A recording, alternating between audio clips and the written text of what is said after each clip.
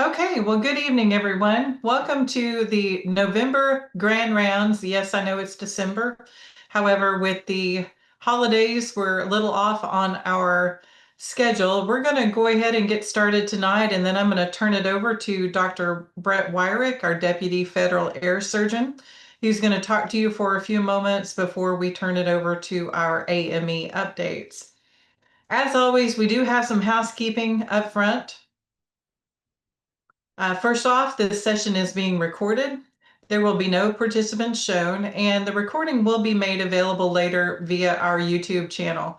If you want to locate those past recordings of the AME Grand Rounds, the easiest way to find those is just to open up your browser, whatever favorite browser you have, and do a search for FAA AME Grand Rounds, and it should take you right to our YouTube channel. Keep in mind that any of those recordings were current as of the date that they were recorded and may not necessarily reflect current policy. Our rules of engagement haven't changed. We've been doing this for a while now. First off, the session is locked after the first 10 minutes or so, and this is because of our accreditation. We have a short amount of information, or a lot of information to give you in a short amount of time. So if you join after we've locked that room, or try to join after we've locked the room, you may not have gotten in if you're watching this on a recording later.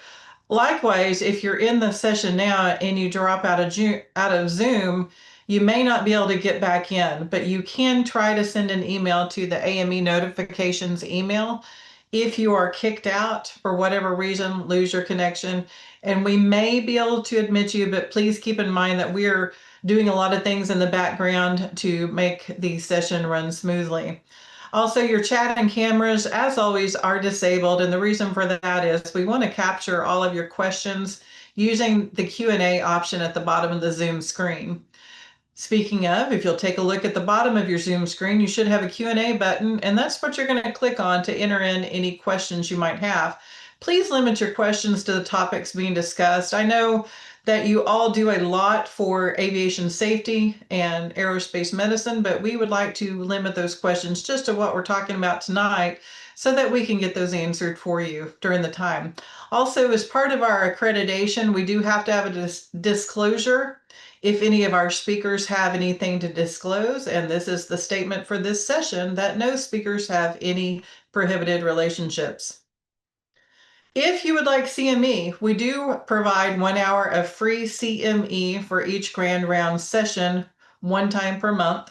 The key to receiving credit for the session is to make sure that your full first and last name are displayed on the Zoom screen. And I know we've got quite a few folks on that have phone numbers and other things, but if you want CME, you need to change your name. And the way to do that is to look at the screen, locate yourself, click the 3 ellipses to the right-hand side of where it has your name and click, or not name, and click on rename. Also, if you're watching this as a recording at a later date, keep in mind we are unable to give CME for the recording. The process for requesting CME is super simple. We've used this a few months now and we've had great success with it. You have a QR code on you in front of your screen, and Linda is also going to post this in the chat. All you'll need to do is navigate to that link and fill out the survey. Please note, don't try to save the code. This changes every month. We do generate a new code so that we can download those requests and send out your certificates via email. Also keep in mind that this is Wednesday evening for those of us in the Central Time Zone. This survey link will close on Friday, December 5th. So I recommend if you're going to request CME, go ahead and do that today following the session. Upcoming Grand Rounds dates, we've had a few emails, some feedback. People were surprised that we were holding a Grand Round session on the first Wednesday of the month instead of the last Wednesday. Well, if you joined us last month, you may be aware that we had the federal shutdown. We also have some holidays here in the United States, And so we're off on our dates right now, but the next grand rounds for December will be held January 7th of 2026. And then at the end of January, we will be back on our normal schedule of the last Wednesday of the month. Keep in mind that anytime we have a date change, it typically is only because of extenuating circumstances, usually due to team member availability or the federal government being closed due to holidays or other things. And with that, I'm going to turn this over to Dr. Brett Wyrick. Dr. Wyrick? Hey, good morning, good afternoon, and good evening to all of you around the world. And special shout out to Dr. Warren Silverman, one of my mentors, and I'm glad you're here with us tonight, Warren. And also all the way out in Honolulu, Hawaii, Dr. Richard Ondo. It's great to see you guys, and I'm glad that you're joining us. And this is another round, another grand rounds, and Dr. Northrup has a concept, and it is early intervention, education, and evolving standards. And that's what we're going to talk about tonight is some of our standards that have evolved.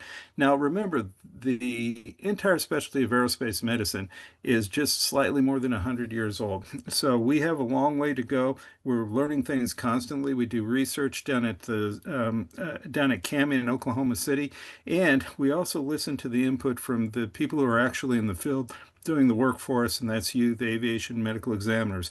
I've said it a number of times, I'll say it again. Whenever you look up in the sky and you see a contrail, you had something to do with that. We thank you for your interest, we thank you for your dedication, and we thank you for being aviation medical examiners. And one of the things that we always hear is, when is it going to get better? How come it takes so long? And why doesn't it ever improve over at the FAA? I want to show you a couple of slides. Now, as you know, anybody that's been to a seminar, the Office of Aerospace Medicine is under the Office of Aviation Safety. The Associate Administrator for Aviation Safety reports to the administrator. The administrator reports to the Secretary of Transportation, reports to the President, and that's where we're at this world. But let me show you some slides that we pushed up over the last couple of weeks.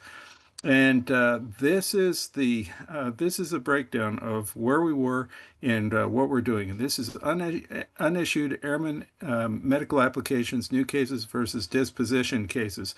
And you can see that whenever we have green above that red line, we're making progress. And if you look at the chart on the right, that's where we started out. Now, if that chart went back all the way to December, what you'd see is the total unissued cases were in the 12,000 to 15,000 range. Lots of work, lots of innovation, and lots of good quality training for everybody in the FAA. And what you'll see now is just what Christy said. We've had a couple of anomalous weeks because of the government shutdown, various government holidays, and everything like that.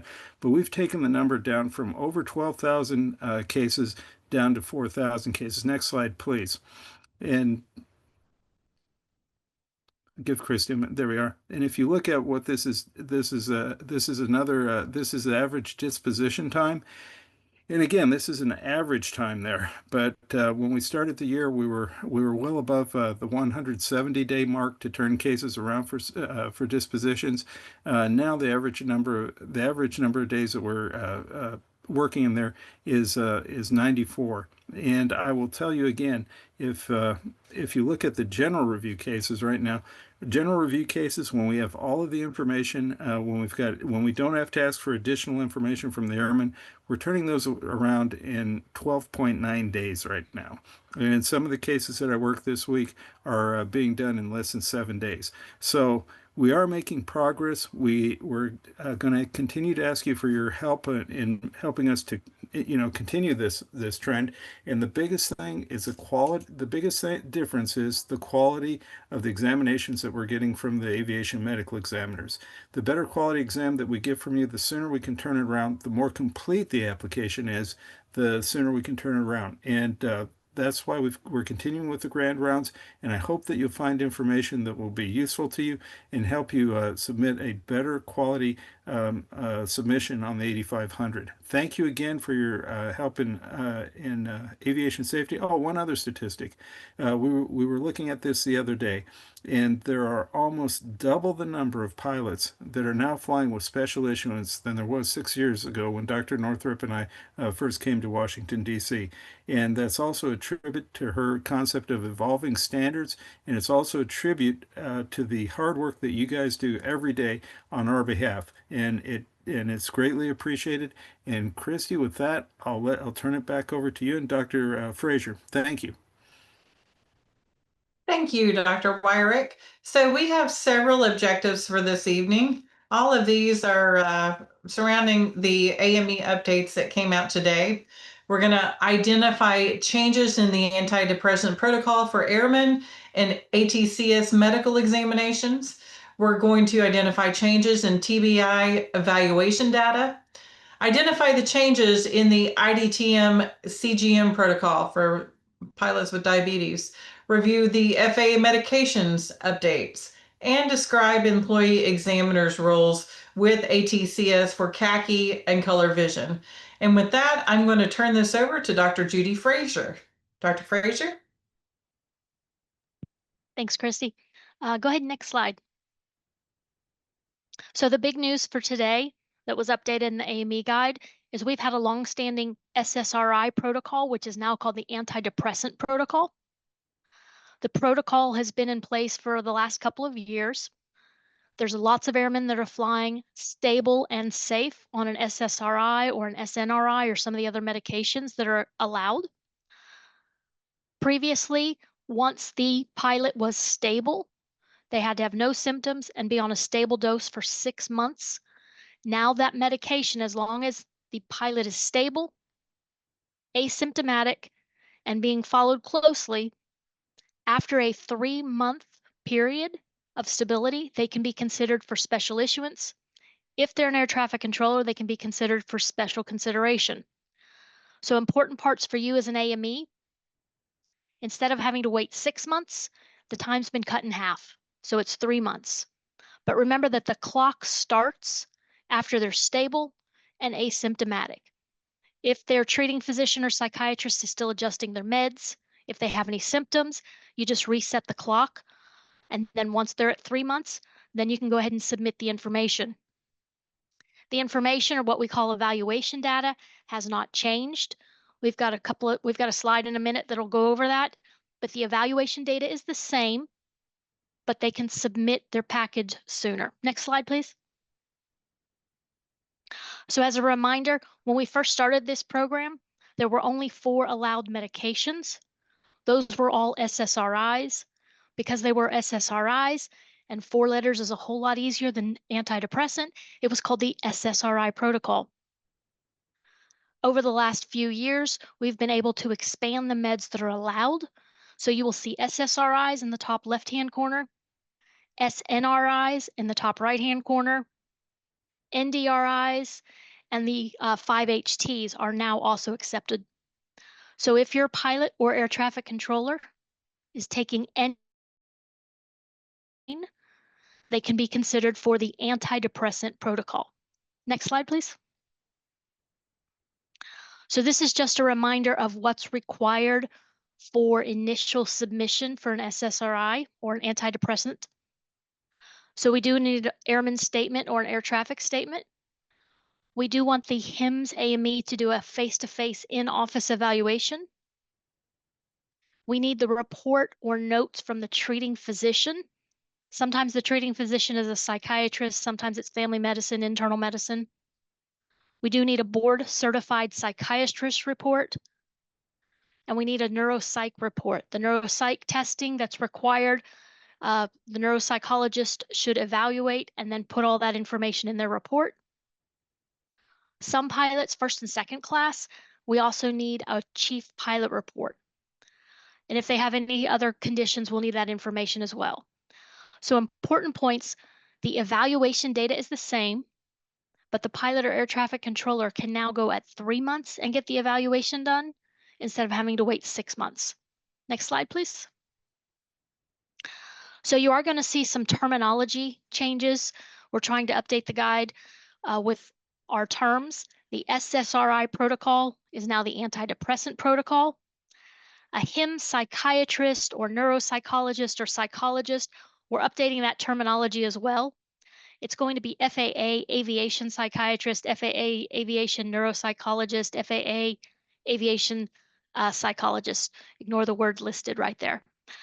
So the idea is that if they have been trained by the FAA, they will now be called an FAA aviation, and then whatever their training is in. Next slide, please. So one thing that AMEs have told us is helpful is if you have something to give to your pilots or air traffic controllers that says, this is the information that the FAA needs.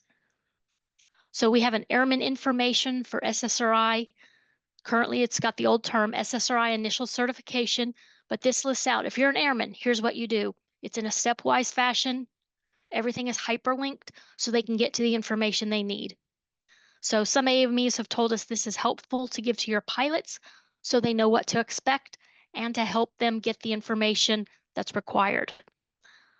One other important point, once your pilot or you submit the information for your pilot, make sure that every 3 to 6 months you send in that update information so that what we have is always current. Next slide. All right, so moving on from the antidepressants over to neurology. The neurology section was all updated in about 2023, and we've been making small updates since that time. One of the protocols is the TBI protocol. It goes from everything from a head injury, non-brain injury, all the way to a severe head injury. The neurologist looked at what we had in our row D. Row D is a severe head injury, a severe brain injury, which would be anytime there's blood in the brain, if they had loss of consciousness for 24 more hours, if they had a depressed skull fracture or a penetrating head injury. What has changed in row D? We used to require an MRI or an MRA CT. We don't need that anymore. We just need the information that's also listed in row C. Important piece, if they're a severe brain injury, a severe TBI, they still have a 5-year wait time, and that's to make sure that they don't have any seizure activity. So one thing was to simplify the TBI, row D. No longer need an MRI, MRA, or CT. You just need all of the other information that's in row C, but they do require a 5-year period. Next slide, please. So for the insulin-treated diabetes, if someone is using the CGM protocol, those are all worked at headquarters. We've had pilots successfully flying on this program for a number of years now. We have relaxed the borders a little bit on what we require. So prior, we wanted the coefficient of variance to be less than 33%. We've had enough experience now. We've opened that up a little bit. We'll allow up to 36%. We still prefer less than 33, but we'll look at less than 36. And then the GMI, which is a little bit, which is pretty similar to your A1C, used to be 6.5. Now we can accept up to 7. So now we've had enough experience. Pilots are successfully flying. We're able to relax some of those requirements right now. You can find this in the AME guide page. Next slide, please. Just a blow up of what we were discussing. So the coefficient of variance, less than 36%, and the GMI should be less than 7%. The rest of the parameters all stayed the same. Next slide, please. So vaccines. We have a wonderful pharmacist, Dr. Q, who helps try and keep up with all of the medicines that pilots and air traffic controllers are taking. She gets requests on a daily basis to look at new medicines. She was asked about specific vaccines. One is and if anybody can say it, you get extra points, but Chikungunya, which is from mosquitoes. We were asked about this. She looked at the information. A recombinant type is not a safety concern. If they get the recombinant type of vaccine, as long as they don't have any symptoms, they can fly, they can control traffic. There is a live virus type. If they get the live virus, which is not FDA approved, and it was not FDA approved because of a safety concern, that one is not allowed. So the recombinant type is fine. The other vaccine we were asked about is MMR. There's no downtime for MMR, so we put that in here so that you would be aware and so that you would have something to tell your pilots and air traffic controllers. But if a MMR is given or an MMRV, there's no downtime. as long as there's no symptoms. If the pilot has any symptoms, they shouldn't fly in accordance with 6153, and air traffic controllers should not control traffic until those symptoms have resolved. Next slide, please. So the next section is the migraine medication. And when you look this up in the AME guide now, it's about 3 pages long because Dr. Q's added so many meds. So there's a first section that's on preventative treatment. And then there's another section that's on when somebody gets a migraine, what medication can they use to abort that migraine? And afterwards, how long do they have to wait before they go back to flying or back to controlling traffic? So for Nurtec and some of the other CGRPs, we had an inconsistency in how long we made pilots or air traffic controllers sit down. It was 72 or 36 hours. We looked at the information, and right now, to keep all of the CGRPs class specific, those are all 48 hours. Usually it's not the medicine that's going to hold someone down.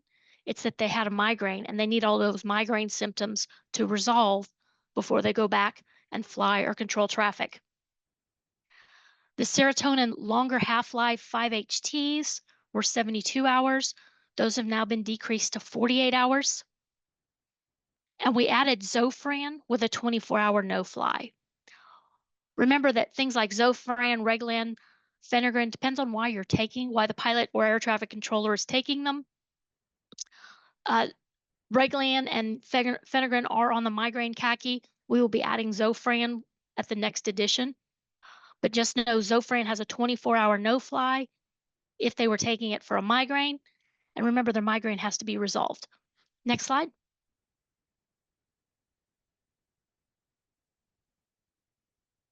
So just a little housekeeping slide. We had, in number 5, it says elective replacement interval. This is about the pacemaker. This is the pacemaker status summary. This is what a pilot or an air traffic controller who has a pacemaker should give to their cardiologist. This summary identifies all of the information that we need to be able to make a decision. The ERI, elective replacement interval, we just changed the terminology. But just make sure everybody who has a pilot or air traffic controller who has a pacemaker knows about this status summary, because it significantly decreases how long it takes us to review a file, because it has all of the pertinent information in one page. Next slide.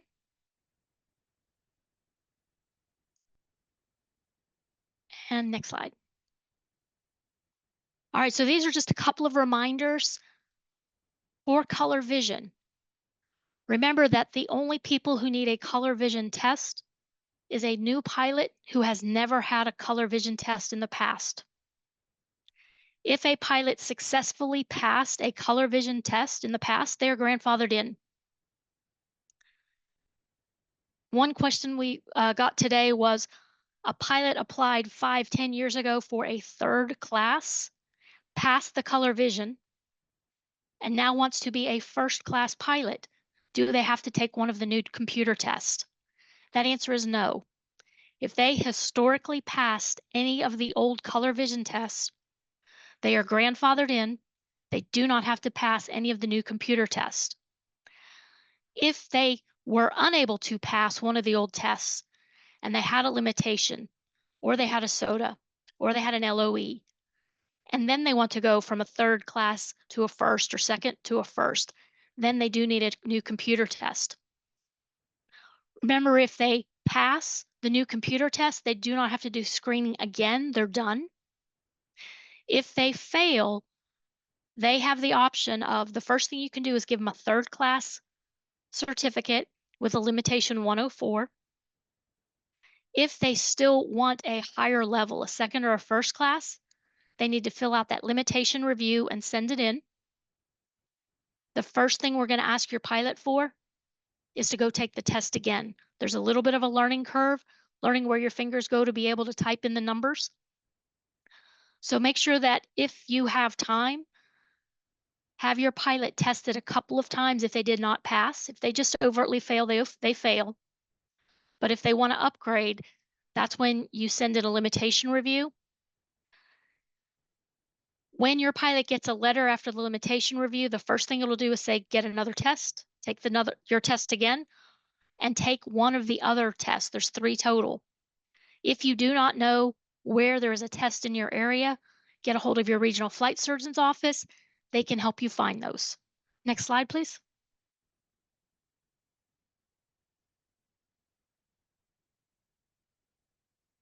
I forgot I know why you're holding there, Christy, because I didn't talk about DMS.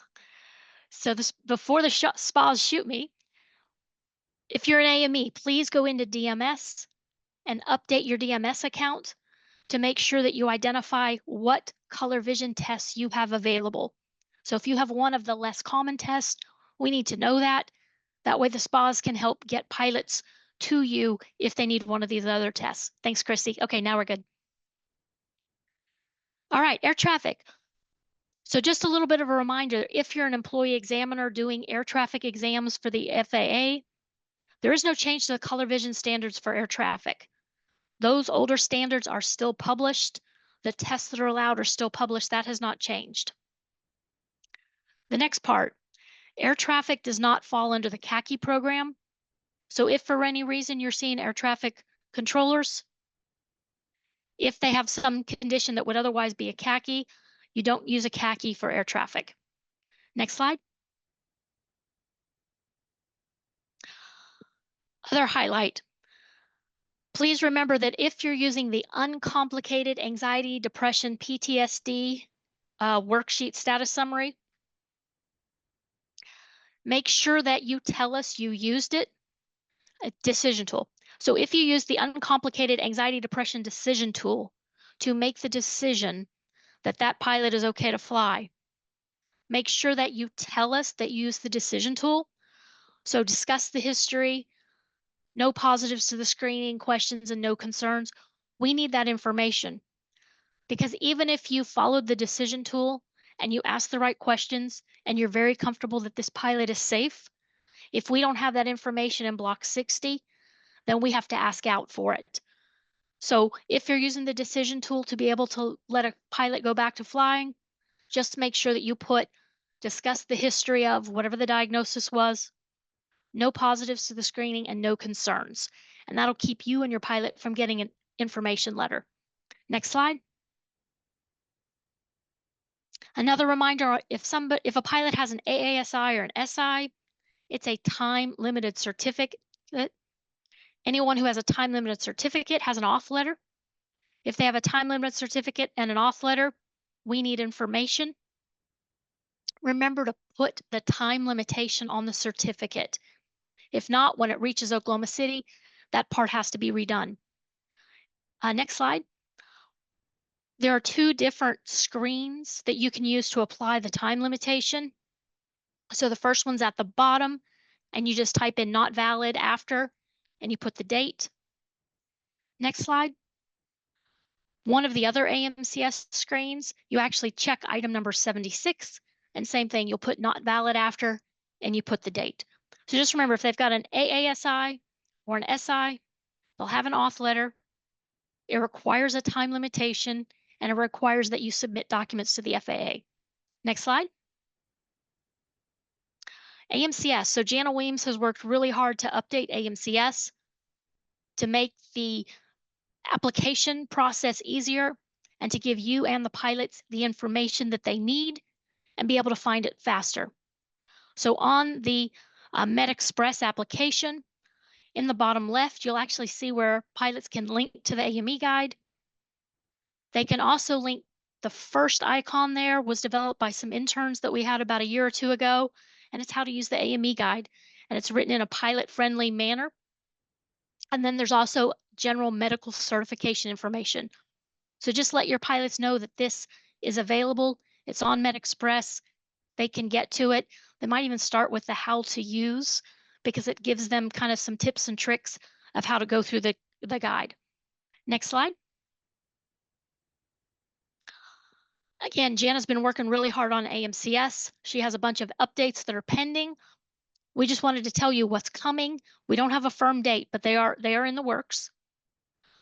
The first one is uploading the ability for a HIMSS AME to upload The next one is uploading the number of documents from 25 to 40. And then there'll be a box for number 39 and 41 that says not examined. That's GU, I think that's GU and breast. But 39 and 41, you'll be able to put not examined. Next slide. And with that, our next updates scheduled for the AME guide are Wednesday, January 28th, and that'll get us back on track. Okay, thank you so much, Dr. Frazier. Lots of updates, lots of information, and I also want to thank all of the FAA docs that have been in the background answering those questions in the Q&A for us tonight. That's very helpful, and hopefully you got your questions answered. As always, we like to give a shameless plug for any suggestions for AME guide improvement, and You've noticed we've had quite a few changes over the last few months, but if you have any suggestions, you can send those to ameguide@faa.gov.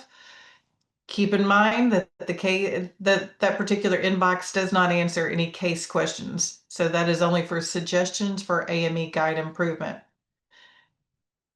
A quick reminder of our upcoming Grand Rounds dates. The December Grand Rounds will be held January 7th, 2026. And January Grand Rounds will be held January 28th, and at that time we should be back to our normal schedule. Also, finally, if you are going to request CME and your full first and last name were displayed throughout the Zoom session, go ahead and get your camera and scan that QR code, or you can copy the link from the chat and go and fill out that survey in order to be able to request CME. And with that, that is all I have for this evening. Dr. Wyrick, would you like to say anything before we close out? Yes, just want to say thank you to everybody. We greatly appreciate you joining us for Grand Rounds tonight. Again, your interest in aviation and safety is appreciated, and also your dedication. Thank you for staying with us. As you know, it is evolving. We continue to work on your behalf, and I will tell you, at the headquarters level, whenever we have a policy change, whenever we have a rules change, whenever we're having a contemplation of doing so, the first words out of Dr. Northrup's mouth are, how will this affect the AMEs? And you guys are at the tip of the spears. We appreciate you, and thank you. And we wish all of you happy holidays, and good morning, good afternoon, and good night.